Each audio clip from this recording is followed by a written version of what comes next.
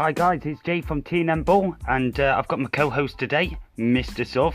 However, we did start the podcast for a bit prior to this, but there was a bit of audio issues, so I had to edit out for a change. I hope you enjoyed the show, and again, I know it's been a while, but apologies for that. We'll be uploading a lot more, but I hope you enjoy it. The first question is in regarding of course, everyone's favourite topic at the moment, Newcastle United, and me just asking Suv. So, enjoy the podcast. You know, I bet they're even hundreds of millions of pounds, aren't they? I don't know. I don't know about their sort of business wealth, but the fact that they announced plans yesterday to expand the stadium and add, I think it's another 8,000 seats in the stadium, building a new hotel, leisure complex, blah blah blah. You know, all in and around the stadium area. Huge investment again into the local city where they're based. So they're one of the better owners because it's not just about the football club. And again, it brings its own rewards for them, doesn't it? Have they got a lot of money? Yes. Have they put a lot of money into it since they bought it? Yes. And has it generated them a lot of money? Yes, because they've got everything pretty much right on and off the field. Well, the scouting's phenomenal. But going back to Newcastle, I mean, well, that's a hard question straight away. Do you think it's sports washing? Do you think this should be allowed to be taken over? Well, it is sports washing. And whether they should be allowed to take over or not is a bigger question in a bigger debate that isn't just about football. I mean, that's a wider moral issue. Is it right that the same Saudi PIF can come and snap up property in London, businesses in Britain, but nobody talks about that? But apparently because it's a football club, yeah. So I'm not saying one way or the other. What I'm saying is it needs to be a wider debate about the involvement of Saudi Arabia in any form of business, not just in a football club. Why is it okay to buy, a Mayfair property as an investment, but not Newcastle United? Well, do you know what? We'll switch it on the other way around, because obviously this is fresher years listening to this. I know we've discussed it before, but if you'd like to tell the little bit of story about what we talked the other day, which I think was a great point about the Newcastle fan, if you remember, when they asked him in regards of what do you think of the Saudis taking over? Can you remember that? Yeah, and he was probably bit like myself, guy in his 50s, been going to St James's Park since the year dot and seen lots of highs and lows, comings and goings. And it was, unfortunately, it was a reporter that had been sent up from Sky News headquarters, so it wasn't a local based Sky reporter doing the interview. And he asked him about why wasn't there more of a backlash from the Newcastle fans towards the Saudi Arabian state being involved with its human rights record. And the Newcastle fan quite rightly said, why is it you journos always put the responsibility, that moral responsibility, onto us fans? He said, because we're the only ones that actually, at the end of the day, don't have any say in the decision-making process. The Premier League, when they were doing their review of the potential takeover, they didn't ask the Newcastle fans what they thought. When Amanda Staveley and her consortium first went to Mike Ashley to make a proposition to buy the club, he didn't go and talk to the fans. Yet the fans are the ones that are expected to somehow be the moral compass of what's good and bad. Nobody asked them if they wanted Mike Ashley. And the Newcastle yeah. fan was very clear on that. Nobody spoke to the fans and said, "Do you want Mark Ashley to buy your club?" So why would they come and ask them about the Saudis and then expect there to be this kind of, Rebellion. Yeah, rebellion, moral outrage, and it is unfair because they don't have a fucking say. Pardon my language. It's all right. Don't worry about it. We've heard worse. It's and the funny thing is, you look at this and you hear about the Saudis and everything, how they should be. Can you remember Leeds as well before Bielsa? They used to have a manager every single 6 months, and everyone was going, he's destroying the soul of the club. And I know it's not on the same basis or anything, but if you're a Leeds United fan, you'll be like, I'm getting sick of this. We're having all these managers non-stop. My club's turned into an actual joke, a bit like Watford currently as well. And what are the fans supposed to do in regarding of that? If I'm a Watford fan now, what would you do? Stop going to the game, stop supporting them? Well, they're not the same case, though, are they? No. If you're a Watford fan, your issue isn't over the owner's human rights record, because that's not an issue. Yeah. It's purely over how you currently run the club. What is your vision? Why is there this high turnover of managers? Why isn't there more stability? And maybe if they had more stability manager-wise, there'd be more of a stable Premier League club instead of this yo-yo, bit too good for the Championship, but not good enough to survive in the Premier League. That's a different issue from the Saudi involvement at Newcastle. But again, it's always, whether it's bad owners or owners with human rights records of abuses, fans, nobody cares. You've got no say in it. Well, they've had such a bad time. I mean, if anyone's going to do it, and not only just that, I mean, you have a look at this ethical Premier League takeover. I've never known something, and mine alone, by the way, can we just point out that it only took so long, not because of the journalist being murdered or, in regarding of, allegedly, whatever. Well, I say allegedly, I believe it was actually found out to be that he was murdered. However, it wasn't anything about that at all. It was about, this is so stupid, it is about the actual sports rights of the Premier League in Qatar.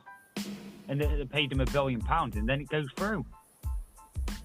Well, it was that, and the fact the Premier League wanted some kind of letter, written reassurance. A written letter saying, no, not me. Yeah, saying that effectively the Saudi government, state, call it what you will, wasn't involved in the PIF side. But it is. Deal. Isn't it? Well, it's one of those mute points because it's a legal, grey area, muddled by ambiguity and making it deliberately vague. That although the Crown Prince of Saudi Arabia is the chairman of the PIF, he isn't actually involved in the PIF. So it'll be like the monarchy taking over and saying, honestly, the Queen's got nothing to do with it. Well, again, that's not football's problem. It isn't a problem that I think's solely a footballing problem. That's, again, a bigger, wider issue of, business law, business rules that are so grey and shady.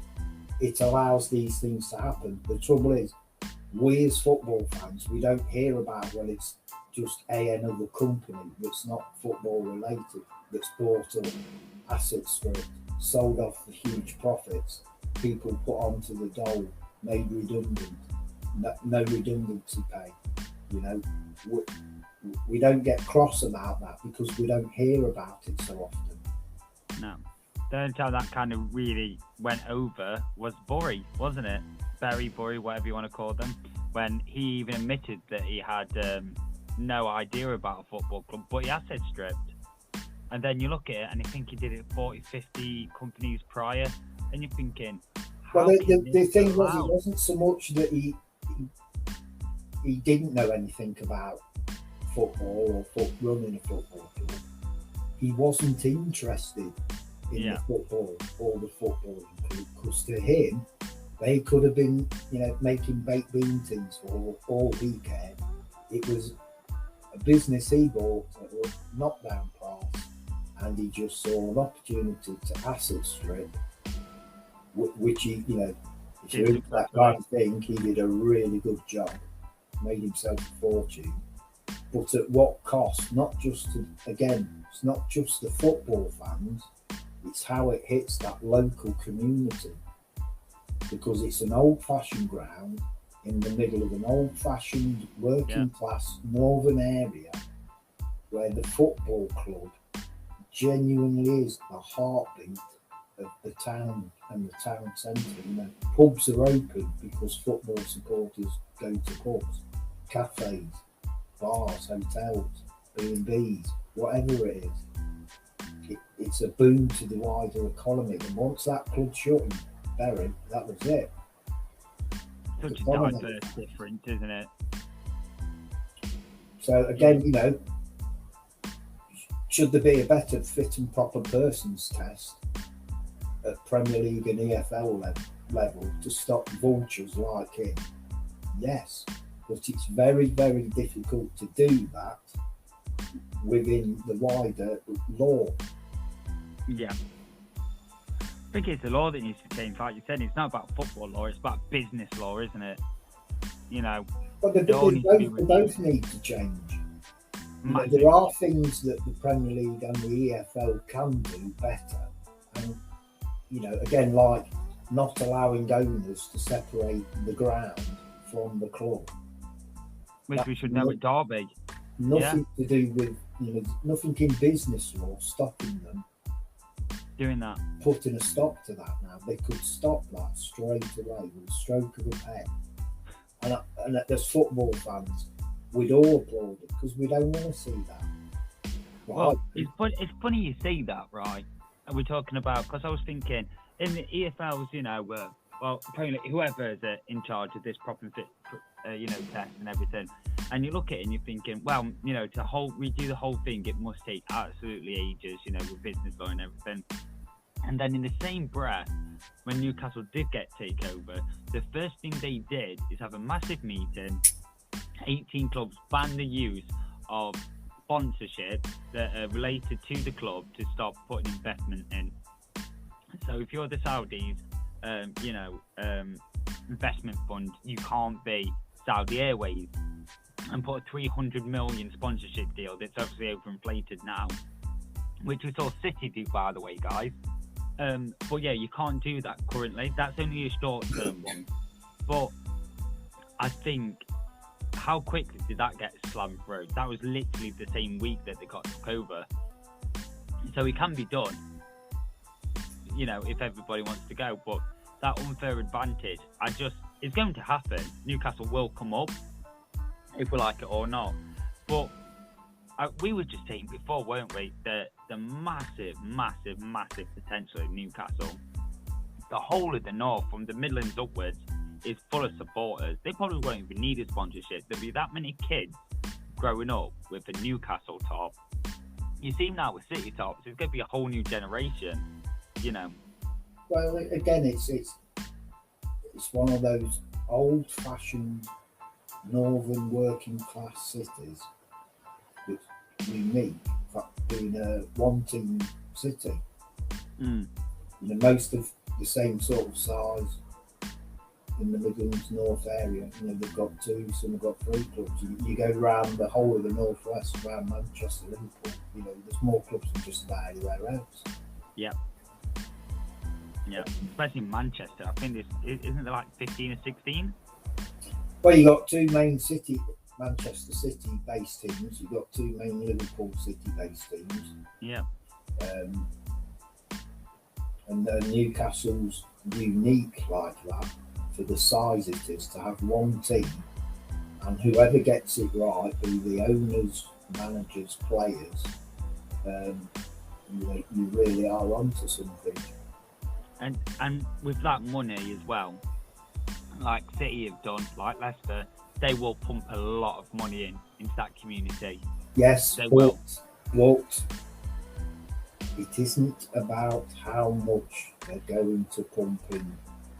It's about how they spend their money. Yeah. So it isn't enough to assume that because they can outspend everybody else, that's a guarantee of success. Because it isn't if you're making really poor decisions on and off the field. So I'm sure Amanda Staveley is one of the smartest business people around. From what I've read about her, heard about her, she's a smart individual when it comes to business deals, closing deals, putting consortiums together, pulling strings to make the deal happen. Did she do the City one as well? Yeah, she was a broker in the City deal. But again, what does she actually know in terms of professional, elite, top level football clubs, what it takes to build a successful team? I don't know. She probably knows as much as me, which is, to be honest, diddly squat, the basics. So again, who's going to be the top football decision maker alongside the suits? Who's coming in as the director of football or sporting director? What's their background? And again, that will decide the biggest choice of all, I think, who's the manager going to be. Because it's all right we're going to give the new manager 150 million to spend in the January transfer window. Mick McCarthy's just been sacked by Cardiff. If you're a Newcastle fan, you would not want it to be Mick McCarthy that's being given 150 million pounds, would you? Well, Steve Bruce was given 160 million. Well, not in one go he wasn't. No, well, of course he wasn't, but you know what I mean. So again, if they make the smart decisions and get those right, so good sport. Well, you said it right. Good manager. Yeah. Brings in a trusted, known backroom team of coaches who can coach however the manager, the club, the owners, whatever their vision is, how do you want the team to play? Because it will reflect your ambition. So if it's safety, well, keeps in the Premier League. Anything else is a bonus. Well, doesn't show much of his sporting ambition, really, does it? No. Well, you were saying before, even, that the biggest signing City did wasn't the players. It wasn't your Wayne Bridges and everyone to keep them up. They were actually nicking the best sporting directors from Barca. Well, they got the two most influential behind-the-scenes suits at Barcelona that they could get City, and one was the sporting director, and I can't remember what the other one's fancy title. They were like Taxi there or something like that. It's a genius kid, genius guy, absolutely amazing. And again, smart moves by their owners who own Man City. And they said, right, now we own the club, now we need people with the right expertise to advise us. Go get those two guys. Yeah, 100% agree. I mean, with Newcastle, they'll obviously do that, but I think everyone else is going to do the same thing, aren't they? They're going to slowly bring it up. It's not going to be like everyone else says, we're going to buy Mbappe, we're going to buy Haaland, because what they're going into, Haaland with who? John Joe Shelby and Mbappe. It's not going to happen, is it? Let's be honest. No. And I'm thinking... Anybody who thinks the like of Haaland and Mbappe or whoever else is going to come to Newcastle right now, they're wrong. Because nobody knows yet if they're even going to stay in the Premier League this season. So no one's going to jump ship for a team that, could be playing in the Championship next season. I mean, so it's going to be at least... I've heard names like Coutinho going around. I'm just like, it's just not going to happen. Just not. Well, it'll be a sign of their true intentions, because if they just, let's say for the sake of argument, Coutinho goes, oh, it would take 600,000 a week for them to even consider coming, and they go, okay, we'll give you 650. They think they can buy the long-term success they claim to be looking for. Ill fated from the start. Well, QPR did it. Not on the same level, but they tried it and it just didn't work. Well, it's rare that it does work. Yeah, it is rare. And City didn't do it, nor Chelsea did. I know people think they did, but they didn't. They built up very slowly. Didn't they? So, you look at... I remember Noel Gallagher talking about once he got to know the owners of Man City, and they got their hands on it and they went to the training complex. The owners couldn't believe how bad it was. Oh, really? They were quite shocked. And that was one of the very first things they identified would be put in right. And it wasn't a case of, we chuck a few quid up to repaint it and put a new this, that, and that. No. They then made a project out of it. So they went all around the world to all sorts of different sporting clubs and, NFL, baseball, and this, that, and the other. And they took all the best bits they liked, covering all the areas of the back rooms, nutrition, sports science, and everything else, and they put it all together under, a multi-million state-of-the-art complex, where again, it was big enough so that every single youth group, men, women, boys, girls, all the way down to the very youngest age groups, all trained at the same place, in the same facilities, with the same ethos, and every coach of every age group reported directly or indirectly to the manager, and the manager dictated how all those coaches coached their players. So I remember you saying to me before going under 21's game, wasn't it? And a hooded guy appeared at the sideline, the manager, and they realised that this under 21 game. They went up to the sideline. See, it was only Clark watching his under 21s. Yeah.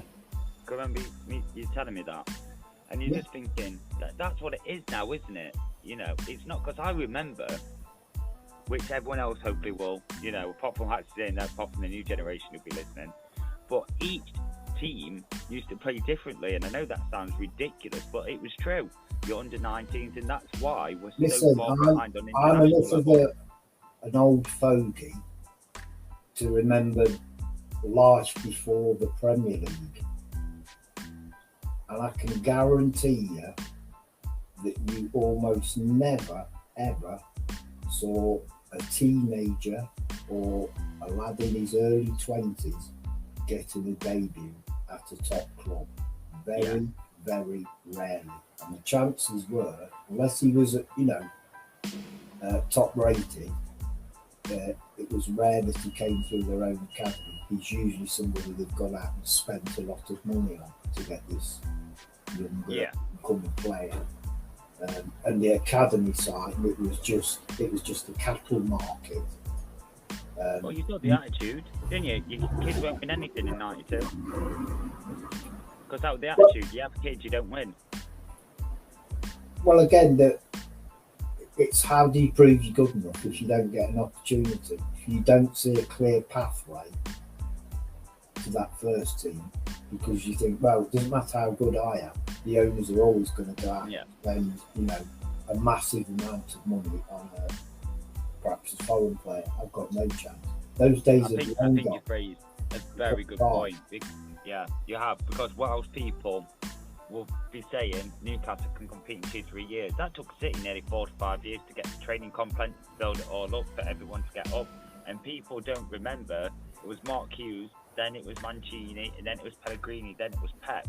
And people don't realize how long that took, And we've talked 1,000 times about it. When we first started talking, how I used to say Pep was only good with getting players and going to these clubs and they've all got loads of money, and that's the only way you can manage. And no, it's just so unfair to say. Well, that. let's say for just 1 second that is true, that assessment of them is true. That's all he can do. That in itself is a very, very good skill to have. Well, it's a great trait, isn't it? And it means, yes, you can have your pick of top rich clubs with the very best players, but then to actually manage all those egos, all those superstars, yeah, and make them successful year after year, trophy winning everywhere you go. That, we shouldn't dismiss all that. managers can't do it. Poch last season. Poch, great manager, couldn't do it at PSG though last season. I mean, he's having a bit of a different season so far, but you look at all them star names and you're thinking you can't win it. Just doing the egos alone is just such man management. Can imagine Steve Bruce, could you going to PSG and go on then, off you pop. No.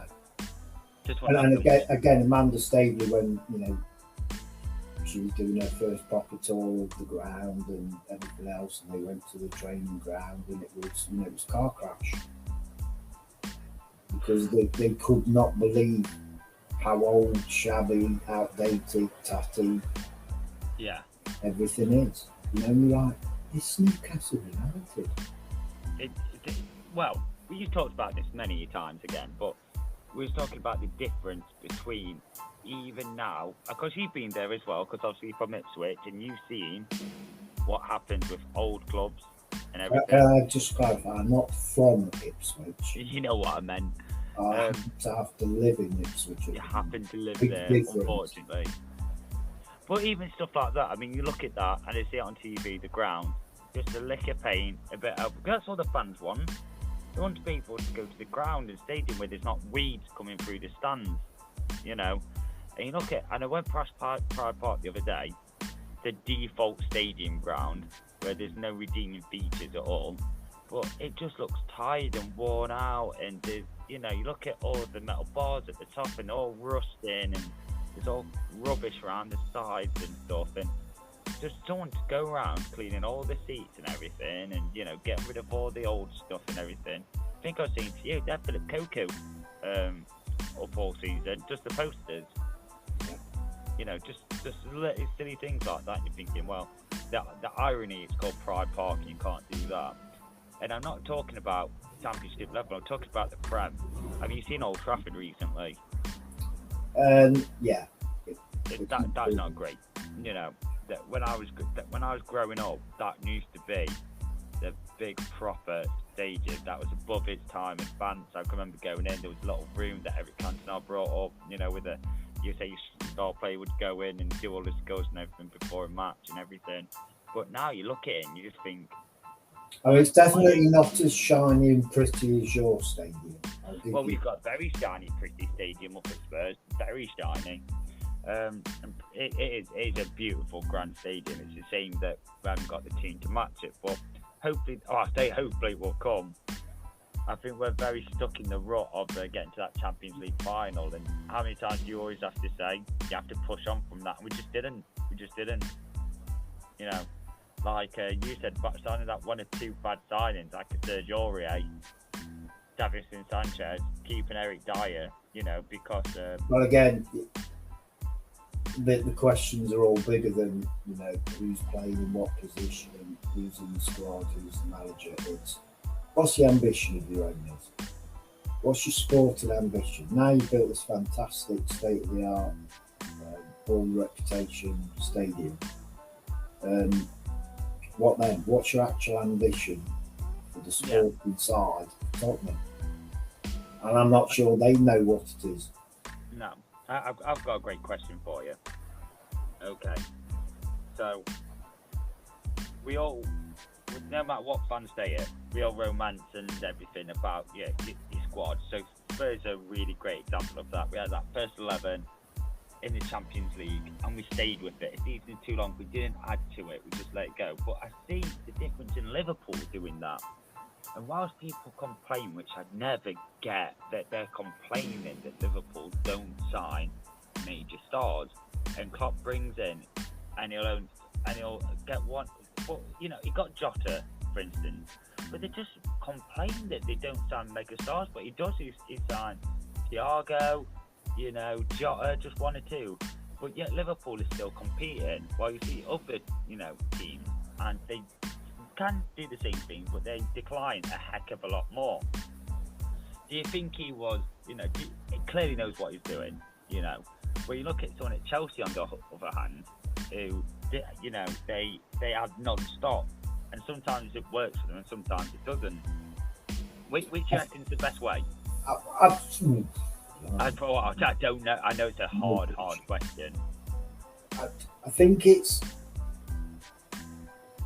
when you're partisan and tribal.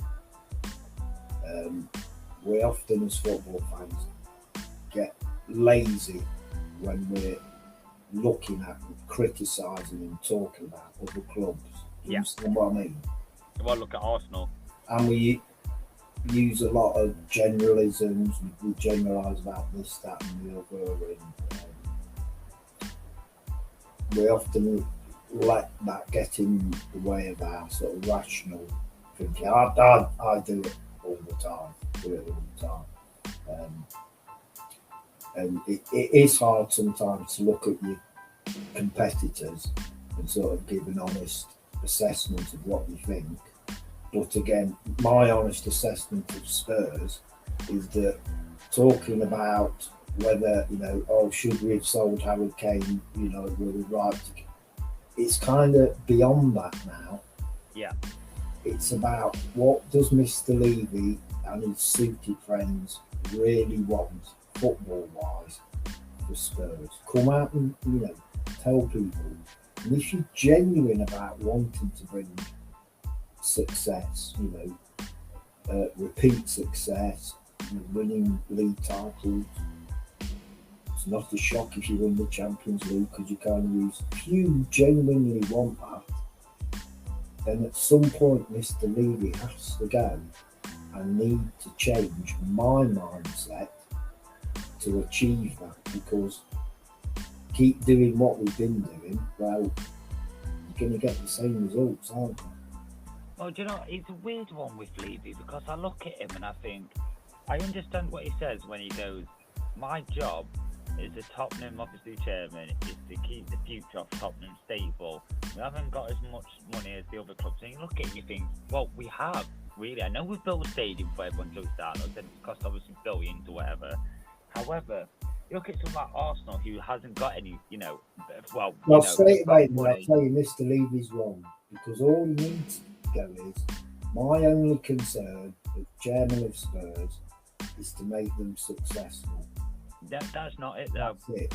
Yeah, and if you get the sporting success bit right, it brings its own financial rewards. Rich is beyond even his flipping dreams of income. I think he's doing the opposite way around. I'm telling you now. I've heard him even say it, going, my job is to keep the financial burning of, you know, Spurs going. And like you said, it should have been totally the opposite way around. That's what Leicester did. And the two are hand in hand. You know, no one's saying go bankrupt the club to try and achieve success. And yes, of course, you know, pat on the back. You've run a very financially stable, well-run club that's made profits. You know, that managed to build that fantastic stadium. You have invested in the squad, but if all you want to do is just keep it, you know, I'll keep it ticking over until it's not my time. Well, that's what we are doing. Let's be honest. Well, move over and let somebody else. Yep. Take the reins then. Yeah. Well, that's what I think he's doing with this new Sporting Director, because you look at it, and I'm just thinking, when's the last time, apart from Ndombele, that Spurs have gone out and got a so-called big name? It's always been Harry Kane through, you know, the youth academy, and Dele Alli from MK Dons, and Reguilon will give you, you know, half a goat now, and, you know, can we give you a $5 a week? I remember him. Yeah, well, check your stats, he's got committed. Well, no, I don't know. I think he's an underwear model now. But do you know what I mean? It's great. You look at all the star players within Spurs, and it's all just done on the cheap. And it's so infuriating, because it goes, we need to get, and I know we won't compete, but, you know, going things like, well, we won't compete doing this. even Hoiberg, you know, will give you Kyle Walker Peters and, you know, a packet of Quavers or something, you know, if you swap him. It's just always wheeling and dealing all the time instead of going. We do it with, if we want to sell a player, we literally, that's why we always go for the very, very maximum price, like we did with Bale. And then, you know, we'll keep going. Well, you know, we're bigger here. We're in the negotiating position, and we'll get the maximum money. Then you think, well, great, that's a great idea, Daniel. However, you've only got 2 days now to get a replacement because you want to get every single penny. Oh, don't worry about that. We've got all the money. We'll wait till the next transfer window. And that's what Spurs is, isn't it? We just wait for the next window, and the next window, and then the next window. Well, again, there's no top level sporting ambition, so then there's no plan to come I up. was just about to say that. You got it right with us when you go, do you know what I can't see with Spurs? And I go, what's that stuff? And you went, a plan. There's not a plan at Spurs. And I think, there isn't, is there? There isn't one. Well, no, and again, obviously, I'm going to go back to when Jurgen Klopp came to Liverpool, and he actually spoke about sitting down with the owners, sporting director, chief executive, and going, okay, what are you looking? Why are you looking to me to manage this club? What are you expecting me to deliver? What is your idea of success and failure? You know, before you even agreed to take the job. I know he just come from a very successful Dortmund team who, you know, got rid of the Bayern monopoly as well, and he got rid of them because essentially Milo Klopp did leave because he was saying you can't keep selling my superstars and not replacing them. You know. Well, one of the things you need to do if you're genuine about the sporting success, I mean, the footballing side, is I'm not saying you have to do everything the manager says, but you have to listen to him about what is your plan and, you know, where do you want me to take the club in 5 years. Do you think they do that with Arteta and Ollie? You think they listen to them? Because I don't.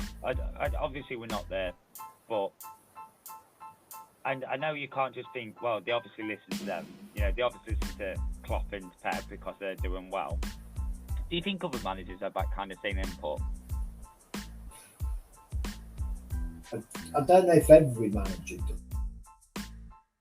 You just said Arteta, I think clearly they have, because one of the things that we, you know, I've heard him speak about it publicly, is that again it was kind of like time for a complete change at all. You know, it was more than just about, you know, should he be the manager and should they sell Aubameyang or keep. It's kind of beyond that. It's, you know, again getting back to the grassroots of what Arsenal were good at, and again never got the credit he deserved at the beginning, but when Wenger came in, these were all the things he was doing. So he was bringing everything together. So he was saying to them, no. All your coaches, doesn't matter if it's the under nines or the senior squad, coach the same mentality, the same style of play. So then all your strikers at every age group are all being taught the same way. So that when they progress, it's a seamless. What you're looking for is a seamless transition, because you're used to it. There's nothing new about it in terms of what's expected of you. So if you're a 13-year-old and you're a defender, you're going to be learning the stuff the seniors are doing, the basics, the good things that they want you to do. And all these things. Gilmore, like we were saying that before, weren't we? Is it Jack O'Connor? Billy Gilmore? There's so many. Conor Gallagher. Yeah, Conor Gallagher, sorry. And that's just at Chelsea a lot, you know. Then you look at Saka and everything going up, and as well, and you know, there's just so many examples now. Like you're saying, from the difference from when you know growing up till now, you can literally be an 18-year-old and make your Prem debut and actually have a very long career. some of the best players in the world now are probably around 21. Well, Harvey Elliott, you know. Great, yeah. I hope he's all right. Do you know any more about him at the moment? It's just that waiting game now. I wouldn't have thought there'd be any danger of him playing certainly before the new year. I'll be surprised if he plays till next season. Exactly. But again, you know, go back to what some people like to call the good old days. You just would never have seen him making any kind of debut, even a Carling Cup bloody game. He just wouldn't have happened at his age. So we've got about 15 minutes left anyway. So just quickly, and I think we talked about this the other day, right? If you get bored, guys, right, watch. They have them on ITV, don't they? So there were the big match revisited, is it? Yeah. And I promise you, excuse you, dog. I promise you now, it is like MMA, isn't it? It is proper two-footed. Well, I grew up watching football as a 10, 11-year-old in those good old days, and there was nothing good about the physical stadiums. They were shitholes. You'd go to the toilets at half time and you'd be wading in water and other things. Yeah. You know, nobody cared whether the burger lady got a health and hygiene certificate. Doris. You know, because we were only football fans. Why spend money on nice facilities? Yeah, okay, which you kind of got. Pitches terrible, awful. You see some of the games that staged over the winter period, they are mud baths. Well, can't you remember that goal? Was it Tim Flowers when the ball goes over him because of the bumps? Well, that's even, you know, that's early sort of Premier League time, Tim Flowers. But, you know, even before the Premier League and the real investment in facilities, stadiums, players, managers from the TV deals, you know, it's a whole new fucking sport now. It's just nothing like what it was back then, and most of it generally is for the better. Because it looks like Sunday League football. It really does, doesn't it? Even the way that they play looks like Sunday League football with the long balls and everything. Well, I'm privileged to be able to see so many talented footballers at so many different clubs from all around the world. Players from countries that, again, back in the good old days, they never produced any footballers. There was no route out. Even if you were a good footballer, particularly in some of the African countries. But now, thank God, that's changed. Yeah. And changed for the better. And we're privileged to see these players, these young players that make their debuts and just look like, well, he's been around forever. And they fit straight in. Yeah, well, they do, don't they? Great world-class managers come in the game, all from around the world, to come and manage in England. And their families with them. You said it right as well the other day, which it's like the fourth time I said that, but in regarding of the whole he got the ball first rules gone now. Yeah. You know, you can't go around breaking someone's legs and going, he got the ball first. It wears me out when I hear people, even one of the pundits, going, oh, he got the ball first. And I'm like, do you know, it's just so irrelevant about whether you got the ball or not. Just, it's not important. We don't want to see, we don't need to see really bad, rash tackles that are done out of either desperation or because you're passionate about your team or any of that crap. No. You went to any other job and crippled one of your workmates. Well, you would, wouldn't you? Yeah. You wouldn't expect people to just go, oh, it doesn't matter, he's just passionate, he is. Or he just... He got to the till first. But he broke his hand, but he got to it first. It's all right. No, and I know it happens for unintentional reasons. That's life. I'm not suggesting players going wanting to cripple people, but the idea that because you got the ball first excuses you from any moral responsibility for you broke somebody's leg and they ain't going to be able to play for the next 12 months. No, that's. I just thinking on the top of my head. We had obviously, like you've just said, Harvey Elliott. We had, I can't remember who son injured though, but then you had obviously Shaw's leg break as well. Seen quite a few really, really, really big injuries. I mean, not about like one or two, not about leg breakers. Remember, my mate stopped going to his 10-year-old son's football games because there'd be parents mainly men, stood on the sidelines. Get stuck here, all that old nonsense. Get stuck here, what's not that timing? We're talking about the game of football. Go out, have fun, do your best, but enjoy it. Well, you're not there to go and get stuck in. God. Tactical genius, get stuck in. It's hard. I tell you what. It's a far too long conversation now, but in regarding of racism in football, and the thing is, just a quick note of it. I noticed for the England incident, we've got to play our next international game behind doors. That was an audition, by the way, guys. For the next Euros or World Cup, when obviously we had it in the final, and I tell you something, we ruined that, and we ruined that hard. The whole invading and people getting beat up and stuff, and the cameras, and it didn't look good for us.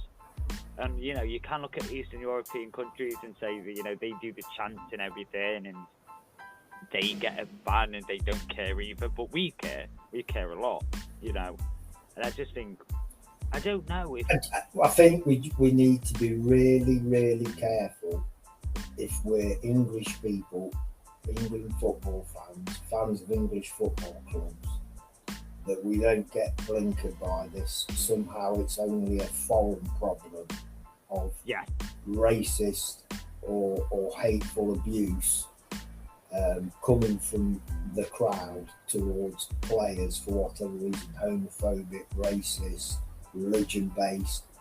It isn't a purely foreign problem. It's as much an English problem, and always has been in football. Football and racism, it's been there way before even I started watching football back in the late 70s, early 80s. So we do have to be very careful.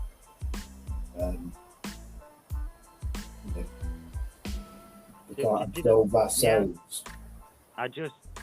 It was purely English, isn't it? That we lecture the world and we just don't look at ourselves first. But it's one of them things where I don't know where the issue is. I don't know if it's the parents. I don't know if it's the clubs. Well, again, as you quite rightly said, it's for another time. But again, it isn't a football only problem. You're talking about of course, rise of racism, far right hate. It's on the rise, bit bigger than before, probably because of things like the internet. So whereas before it would be quite difficult for you to find the address and send hate mail to a player that you wanted to abuse, or to get near them to abuse him. But now all you got to do is find out what's his how to contact him on Facebook or whatever it is, Instagram, and you can send him immediate abuse. Totally. When I was a kid, if someone's getting bullied at school, it just stopped at school, but now it follows them home. Same with football players. If you don't have a good game one Saturday afternoon, then you're getting it. Then that person doesn't like it. They will bombard you day and night. Well, but then what we've lost is this. It's fine to be critical of players. You know, Of course it is. it's fine You still criticise players. Of course you can. to doubt their ability. You know, I don't think he's particularly good. Well, that's a judgment. That's fine. But once, you know, he's had a bad game, so therefore it gives me the right to just be hateful and abusive to him. That's the bit that has to change, you know, and whether that's through education or better laws or whatever it is. But again, it's a society-wide problem. It's not just football's problem.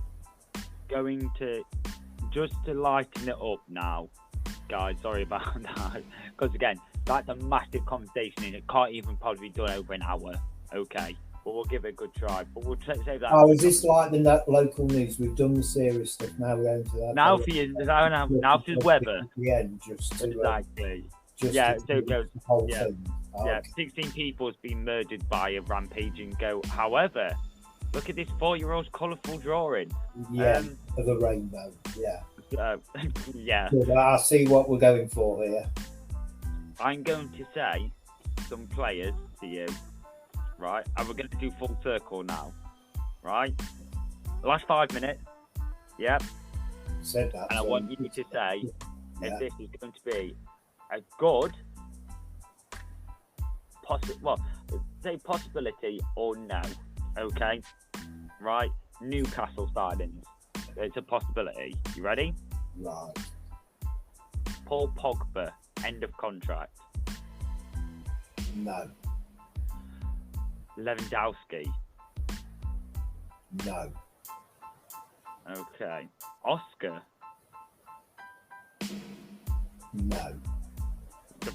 Just in some big notes here. Adebayor. I think he's still playing. No. What about Zaha? I think that would be a very good signing. Not only a very good signing, it would build them up, but, you know, quite a lot of possibilities in there. Possible. I guess if you're a Newcastle fan, you'd be happy to see him come. Because again, it's that thing of, is the guy we're signing Better than what we've got. We've got already. And if everybody's convinced the answer is yes, then it looks good on paper, doesn't it? Yeah. Right. Antonio. Possibly. Yeah, possibly, yeah. Because I said this to my mate, and he said Antonio would never leave West Ham, and I'm thinking, well, you know, we'll see. You know, I think it's not as clear as that, you know. But yeah, no, Antonio, definitely. Dele Alli. I'll drive them You are there. funny. You are funny. Yeah, hey, if I'm Newcastle, you never know. They're not, no, trust me, they're not going to come and dig your lot out of the hole you've got yourselves in with it. Well, wishful thinking. One matter. Pardon? Matter.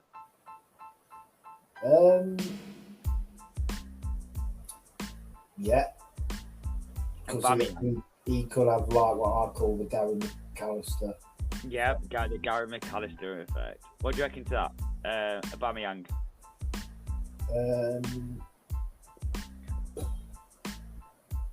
Wow, that's difficult.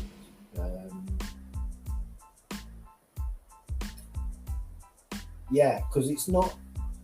Well, I've got to be careful here. It's not. I don't rate Aubameyang. You can't do what he's done at the clubs he has and not be good. I'm just not totally convinced he's in that sort of top bracket. Ooh, we're going to get a lot of hate for that. What about Lacazette? No, it'd only be from Arsenal fans, and they Yeah, won't be able to write any letters. Direct all hate us up. Lacazette. I feel like Lacazette would be great at Newcastle. Again, I would. Sorry, Arsenal fans, but I'd say the same about Lacazette. Not saying he isn't good. I don't know if he's, Better than Callum Wilson. What about Joshua King? I think is he at Watford now? He's somewhere like that. can't remember. Yes, I can't remember to be honest. I know he left Everton when he didn't get games on. Yeah. What have you. Right. Two more. You ready? Alan from Everton.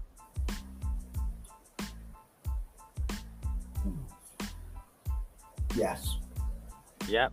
And last one. You ready? Connor Cody. Or even a Domichore. Do you know someone like that? Well, hold on. Let's not, let's stick with Connor Cody. That'd be Yes. Great signing. Is he better than what they've got? Yes. Will he improve their defence? Yes. Where do you want to go? Is he a spectacular, high-profile signing? No. But if you want a solid, reliable Guy. defender with experience who can play football as well, they could do a lot worse. Yeah, well, I was just thinking then when I said Domichore, I thought, Ruben Diaz. Never. Ruben Diaz? No, not Ruben Diaz. Ruben Neves. Well, again, yeah, I think that's probably the route we'll see I hope so. Newcastle go down, where instead of, we've gone out and splashed 90 million on him and Yeah. 100 million on him, they'll probably look to what the average spend per position. So if it's been 20, 30 million under Mike Ashley per position, they'll go, okay, let's make it 50, 60 Yeah. spend, and kind of build it that way. Well, I've got a random stat for you. Okay, due to financial fair play, I know the minimum amount they've spent. For this window, they've got between 200 and 300 million to spend in January, apparently. And I'm thinking, why would you get two £90 million players like you've just said when you can get 450 or or 450 million pounds, depending on which figure? Well, it could be a brilliant indicator. They've got £300 million. It's a January transfer window, and generally, yes, I know there are exceptions. You tend not to get best value for money in a transfer window. So again, not look at what they spend and where it's spent will give us a sort of key indicator of what their thinking is. Right, so, well, thank you very much for joining me, my friend. No, you're welcome. And the checks in the post, did you say? Well, I'll tell you something, mate. There'll be something, but I don't think it'll be from Arsenal fans. I don't think it'll be a letter of gratitude. Well, that's all right. They don't know where I live, so. Well, I'll don't worry, guys. Message me, I'll tell you. On that note, though, guys, thank you very much for joining us. And, we'll see you next time, guys. Take care. Thank you again, Tom. You're welcome. Have a good one.